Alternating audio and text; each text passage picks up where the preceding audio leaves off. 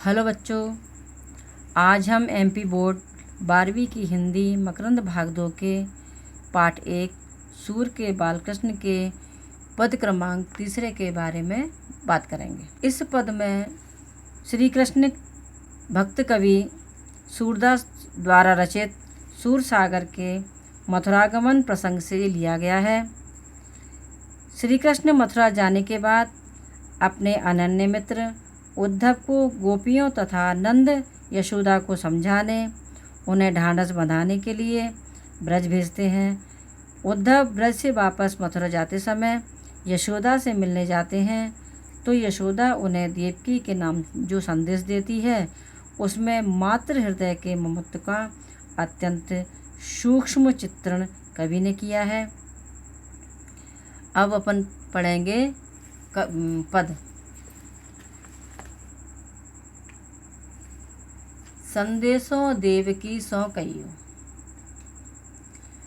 संदेशों देवकी सो कहियो, हों तो धाय तुम्हारे सुत की मया करत नित रहियो। जतपि टेप जानत तुम उनकी, तव मोहि कही आवे। प्रातः उठत तुम्हारे कान है, माखन रोटी भावे। तेल उबटनो अरु तातो जल, देखत ही भज जात। जोई जोई मांगत सोई सोई देत, क्रम क्रम करके नात। सुर पथिक सुनि मोहि रैन दिन। सूर पथिक सुनि मोहि रैन दिन, बढ़्यो रहत उर सोच। मेरो अलख लड़े तो मोहन, वह करत संकोच।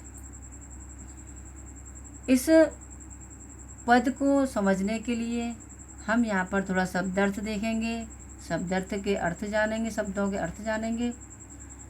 संदेशों माने संदेश, सो माने से, धाय पालन पोषण करने वाली, मया यानी ममता, टेप यानी आदत, भावे अच्छा लगना, तातो यानी गरम, भज जाते भाग जाना, क्रम क्रम करके नखरे करते हुए, पथिक रागीर, रैन दिन रात दिन, उर हृदय, सोच चिंता, संकोच हिचकिचाहट। अब इसका हम भावार्थ देखते हैं। संदेशों देवकी सो कहियो, यह पद सूरदास के द्वारा लिखा हुआ है। सूरदास यहाँ पर ये कहने का प्रयास करते हैं कि हे रागीर, उद्धव को संकेत करते हुए कहते हैं, हे रागीर, कृष्ण की जननी देवकी को यशोदा का यह संदेश देना। क्या कि मैं तुम्हारे पुत्र पर अपना अधिकार नहीं जता रही हूँ। संदेशों देवकी सो कहियो, हों तो धाय तुम्हारे सुत की मया करत ही रहियो। अर्थात मैं ये स्वीकार करती हूँ कि कृष्ण की माँ तो तुम ही हो, मैं तो केवल उनकी पालन पोषण करने वाली धाय माँ हूँ। जैसे धाय माँ बच्चे के संबंध में उसकी माँ से कुछ कहे या सर्वथा अनुचित ही लगेगा, फिर भी मैं ये विनती करती हूँ कि तुम बालक पर ममता दया करती रहना, अर्थात उनके प्रति कठोरता का व्यवहार मत करना। जतपि देव जानत तुम उनकी, तव मोहि कही आवे। यद्यपि तुम उनकी आदतों को जानती हो, फिर भी मैं तुमसे कुछ कहना चाहती हूँ उनकी रुचियों, उनकी आदतों के बारे में। इसलिए मैं कह रही हूँ कि प्रातः ही उठत तुम्हारे कान ही, माखन रोटी भावे। प्रातःकाल मेरे लाडले बालक कृष्ण को माखन रोटी खाना अच्छा लगता है, अतः उन्हें प्रातःकाल माखन रोटी ही देना। यहाँ मैं ये भी बताना चाहती हूँ कि तेल उबटनो अरु तातो जल, देखत ही भज जाते। तेल उबटन और गर्म पानी आदि देखकर वे स्नान करने के लिए मना कर देते हैं, यानी उसको देखते ही वह, इन चीज़ों को देखते हुए दूर भाग जाते हैं। जोई जोई मांगत सोई सोई देत, क्रम क्रम करके नहाते हैं। यह मुश्किल से ही उनका नहाना हो पाता है। फिर अपनी फरमाइशें करते हुए वह जो भी मांगते हैं वह सब मैं उनको देती हूँ। अनेक नखरे करने के बाद भी वह तेल उपटन लगवाते हैं और तभी वह नहाते हैं।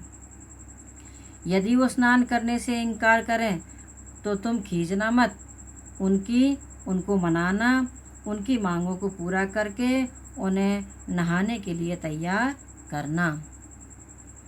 सूर पथिक सुन मोहि रहने दिन, बड़्यो रहत और सोच।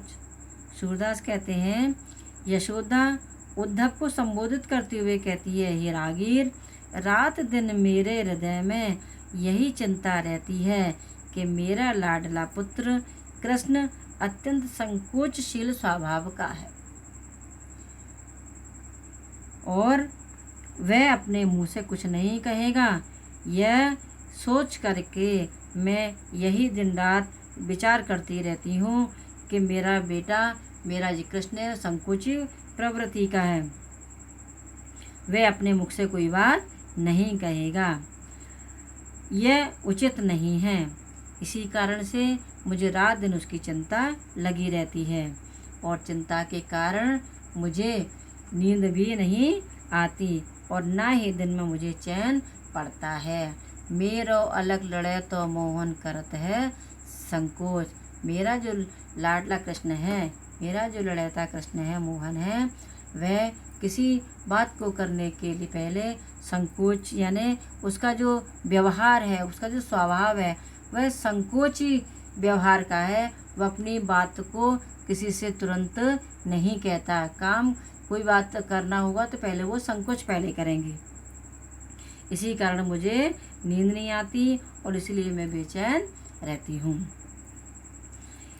इस पद को पढ़ने के बाद, समझने के बाद कुछ यहाँ पर विशेष बातें हैं जिनको हम यहाँ प्रस्तुत करेंगे। यहाँ पर मातृ स्नेह का बड़ा ही सुंदर चित्रण किया गया है। लाड लड़ैते क्रम क्रम करके है में अनुप्रास अलंकार है।